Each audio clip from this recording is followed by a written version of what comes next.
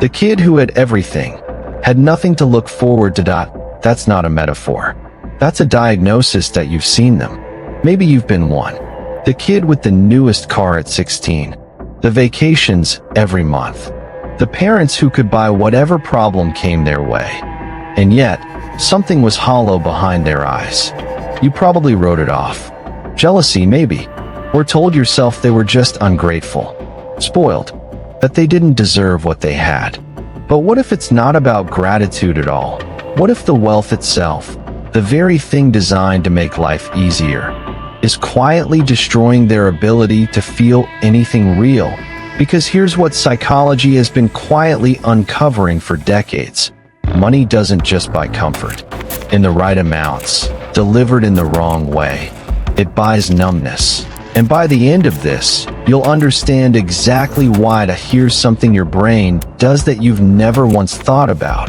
It releases dopamine not when you get something, but when you're about to get it. The anticipation, the hunger, the reaching, that's the engine of human motivation. And it requires one thing, that you don't already have what you want. When everything is available, nothing is earned. And when nothing is earned, nothing feels real. A child who wants a bicycle and works for 3 months to get one. That child's brain is being wired in real time.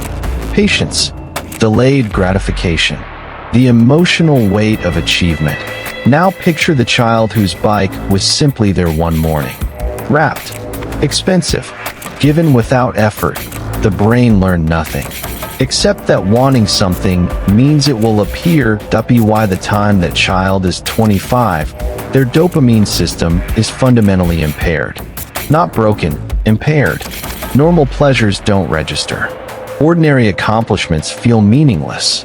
They're chasing a high their brain was never trained to produce through effort. And here's what makes it insidious. They can't name what's wrong. They just know something is. They'll call it boredom, emptiness, depression, when really, their reward circuitry is running on a system that was never allowed to develop. Ask a person who grew up without money who they are.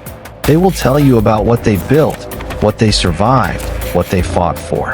Ask a wealthy child the same question. Silence. Then, the school they went to, their family name, what their parents do. This isn't arrogance. It's tragedy.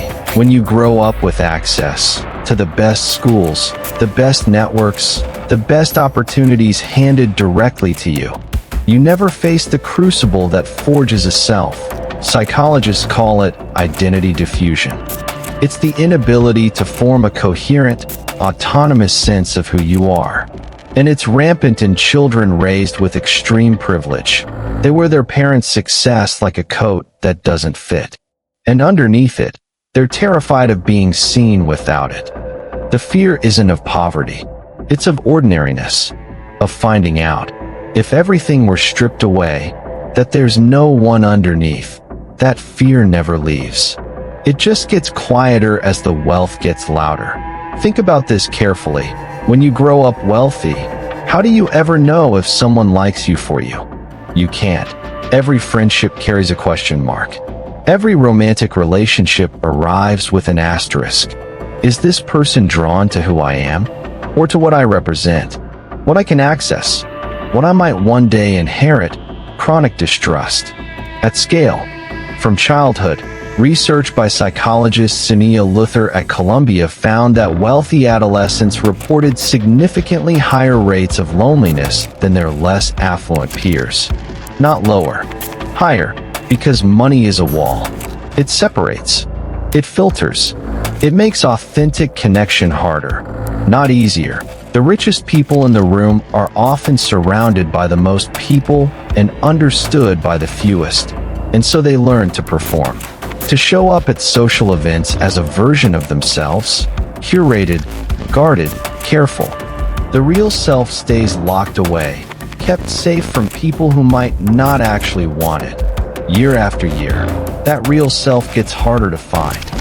This one is the darkest point. So stay with me. In many wealthy families, gifts are not just gifts. They are the primary language of love. A new car isn't transportation, it's a substitution for presence. A boarding school isn't education, it's an elegant way to outsource parenting. The child receives everything and somehow understands. Love comes with conditions. The condition is performance, academic achievement, social presentation, emotional composure, not causing embarrassment, being the right kind of child in the right kind of rooms. And if you meet those conditions, you get more things. You get access. You get praised. But what you never get, what you are never quite given, is the simple, unconditional message. You are enough exactly as you are. They were raised to believe that love is earned. And no amount of money can buy the feeling of being loved for free. That wiring follows them everywhere. Into marriages where they perform instead of connect. Into careers where they achieve and feel nothing. Into therapy offices where they struggle to explain why. With everything they have, they feel so profoundly unloved. Here is perhaps the most brutal psychological reality of inherited wealth. When your survival is guaranteed, your existence demands justification. The rest of us are kept busy. Rent, bills, career, family. These aren't pleasant pressures, but they are structures. They give the day a shape. They make getting out of bed non-negotiable. Remove that pressure entirely. Now what? Viktor Frankl, the psychiatrist who survived Auschwitz and spent his life studying human meaning, wrote that the primary drive in human beings is not pleasure, it's purpose. The will to mean something. For children raised with inherited wealth, purpose doesn't arrive by necessity. It has to be constructed deliberately. And most people, most families, most schools, most environments never teach them how to do that. They have every resource except the one that matters most, a reason that's genuinely their own, and so they drift.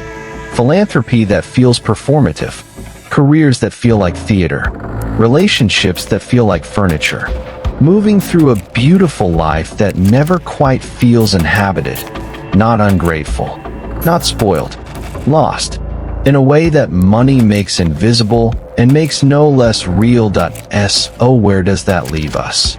If you grew up with very little, and you've been telling yourself that one day, when you have enough, everything will feel different, I want you to sit with this for a moment. Having more doesn't solve the problems that were always internal. It amplifies them. Money is a magnifier, not a cure. And if some part of you recognizes yourself in what I've described today, not as a rich kid, but as someone who has never quite felt the thing they thought they were supposed to feel, then maybe the question was never about money at all.